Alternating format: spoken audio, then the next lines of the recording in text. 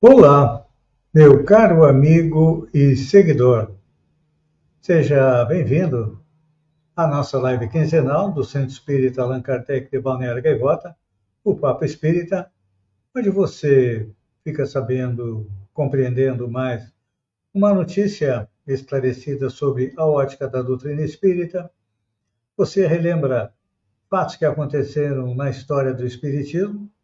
Você tem indicação de livros e encerrando uma música sobre o tema do Papo Espírita.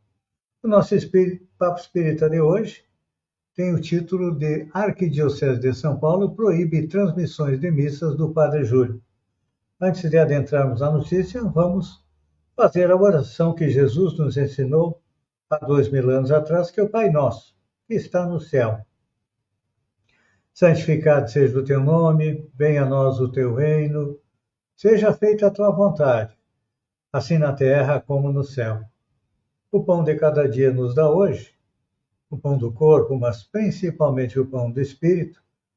Perdoa nossas dívidas à medida que perdoamos aqueles que nos devem, e não nos deixa cair na tentação, mas livra-nos do mal, que assim seja. Então, a nossa notícia de hoje é: a Arquidiocese de São Paulo proíbe transmissões de missas do Padre Júlio. A Arquidiocese de São Paulo determinou a suspensão das transmissões ao vivo das missas celebradas na paróquia de São Miguel Arcanjo, comandada pelo Padre Júlio Lancelotti, na zona leste da capital. Conhecido nacionalmente por seu trabalho pastoral e social com a população em situação de rua, Padre Júlio também foi proibido de usar as redes sociais. O pároco fez o anúncio do fim das transmissões no domingo, dia 14 de dezembro, dizendo que aquela seria a última missa com acesso online. Durante o anúncio, o Padre Júlio também agradeceu as pessoas que acompanhavam as missas à distância e a equipe responsável pelas transmissões. Ele lembrou, no início da missa, que o canal de transmissão tinha cerca de 15 mil visualizações durante as missas dominicais. A Arquidiocese, comandada pelo arcebispo Odílio Scherer, não detalhou os motivos da decisão, nem informou se a suspensão é temporária ou definitiva. Essa não é a primeira vez que um padre brasileiro é proibido. Nas décadas de 60 ou 80, nós tivemos a Teologia da Libertação no Brasil, que foi um movimento católico influente, focado na opção pelos pobres, na transformação social a partir da realidade latino-americana. Seu expoente no Brasil foi o Frei Leonardo Boff, que sofreu abre aspas, silêncio obsequioso, fecha aspas, imposto pelo Vaticano, liderado pelo então cardeal Joseph Ratzinger, que depois seria o Papa Bento XVI. Ele ficou proibido de dar aulas, conceder entrevistas ou publicar textos teológicos. Foi censura, sim, mas não foi excomungado. Outro brasileiro, Dom Helder Câmara, também, que trabalhava em benefício dos pobres, foi um dos fundadores da CNBB e teve importante papel no enfrentamento à ditadura militar. Graças a esse trabalho, ele foi elevado ao título de bispo da Igreja Católica em 1952, tornando-se secretário-geral da CNBB e depois se tornaria arcebispo de Recife e Olinda. Dias depois do golpe, Dom Helder divulgou um manifesto apoiando a ação católica operária no Recife. E o governo militar acusou-o de demagogo e comunista. E ele foi proibido de se manifestar publicamente.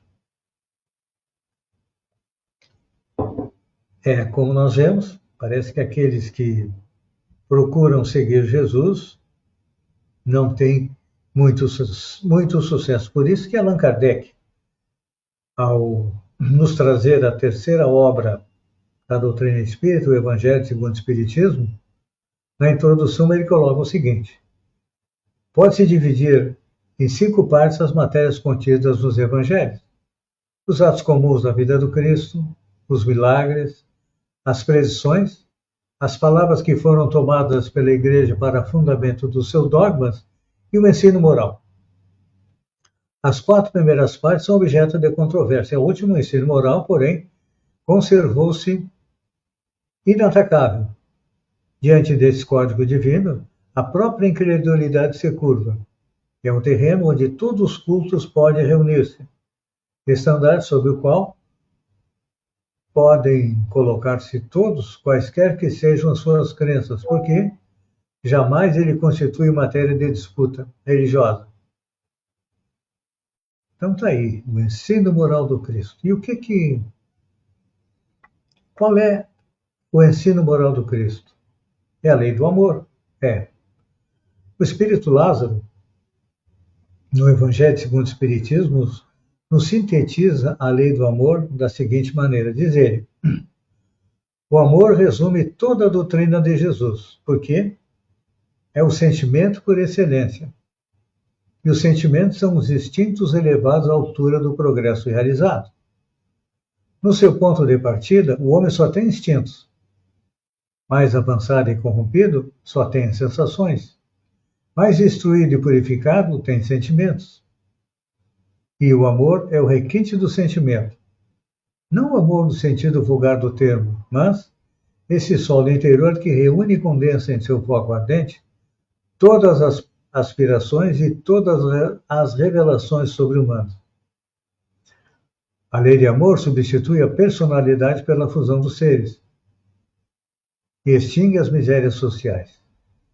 Feliz aquele que, sobrelevando-se à humanidade, ama com imenso amor os seus irmãos em sofrimento. Feliz que ama porque não conhece as angústias da alma nem as do corpo. Seus pés são leves e ele vive como que transportado fora de si mesmo.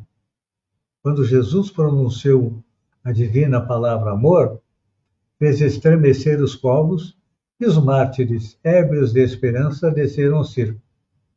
E aí depois o Espírito Lázaro complementa.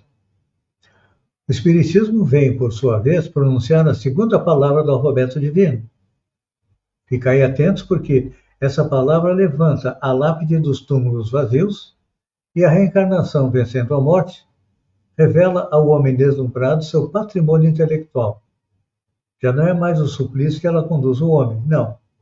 E sim a conquista de seu ser, elevado e transfigurado.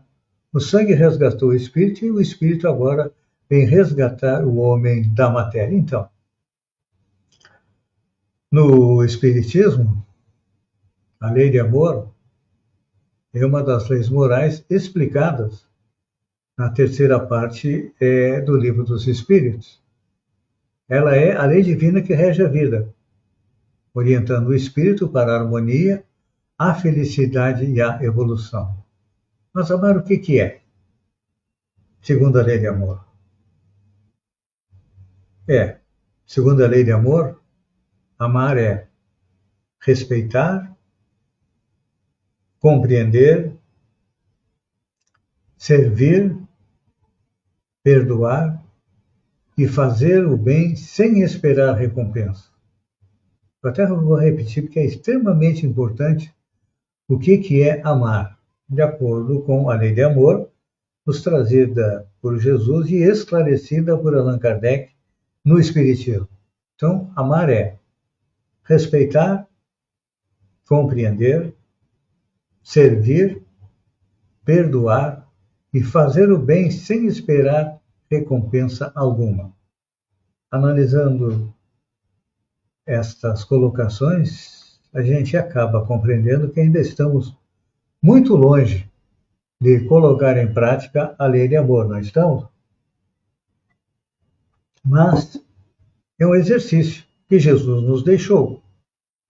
Porque quando ele retorna à pátria espiritual, ele nos pede somente 2 coisas: amar a Deus e amar ao próximo. Então, este é o exercício que Jesus nos deixou para que possamos compreender melhor a lei de amor. E Jesus, autoridade máxima na Terra, no entorno da Terra, porque ele foi o espírito mais elevado que jamais esteve na Terra, sendo exemplo e modelo perfeito da vivência da lei do amor. Então, E ele não veio apenas ensinar com palavras, não, mas viver o amor em ação. O que ele fez?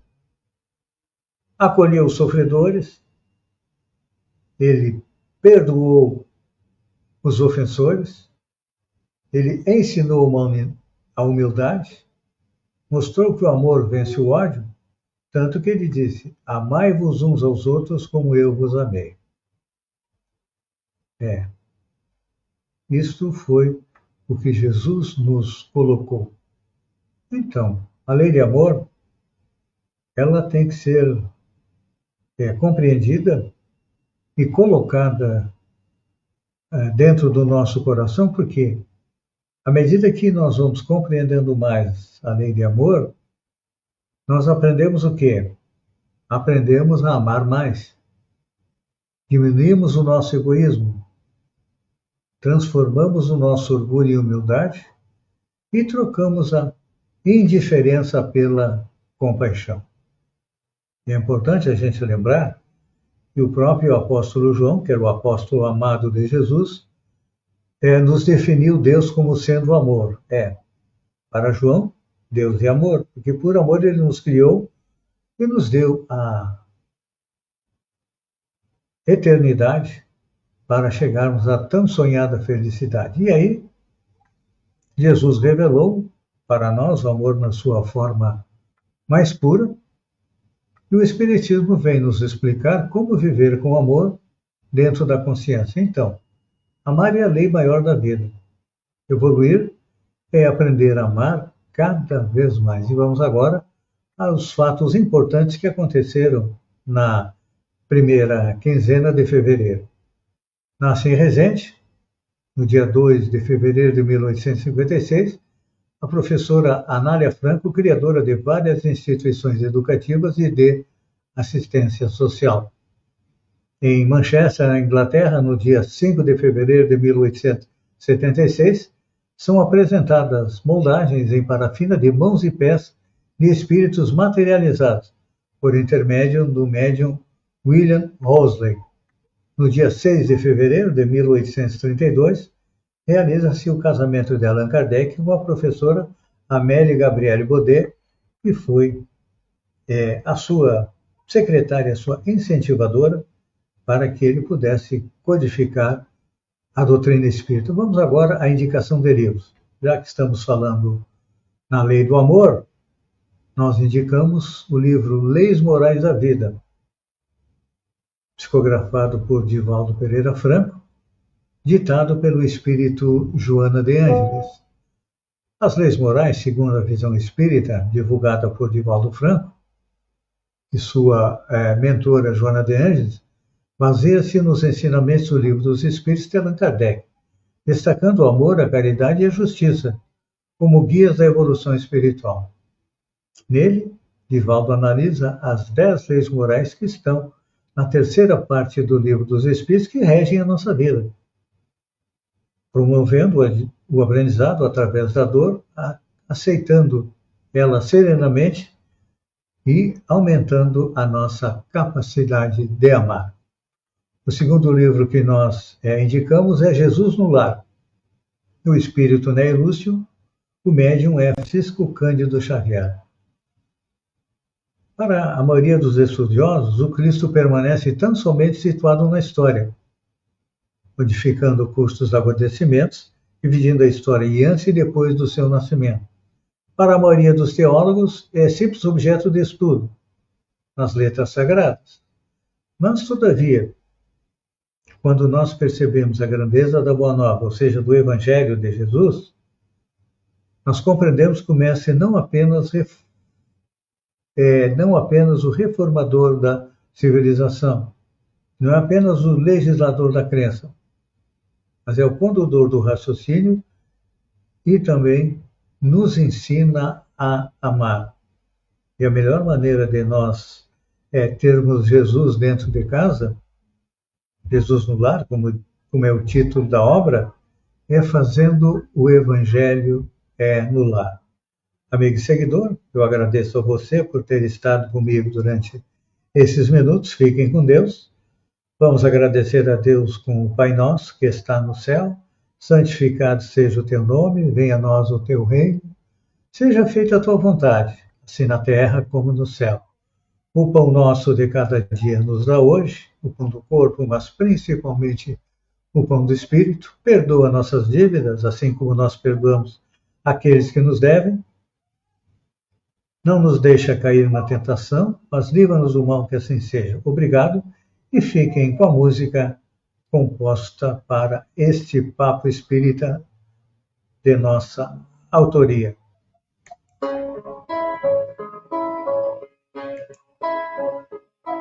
Quando a voz do bem encontra o silêncio imposto, não se apaga a luz que nasce no gesto exposto. O amor segue vivo, mesmo quando é contrariado, pois servir aos que sofrem jamais será calado. Há leis que organizam o mundo exterior, mas há uma lei eterna nascida do Criador.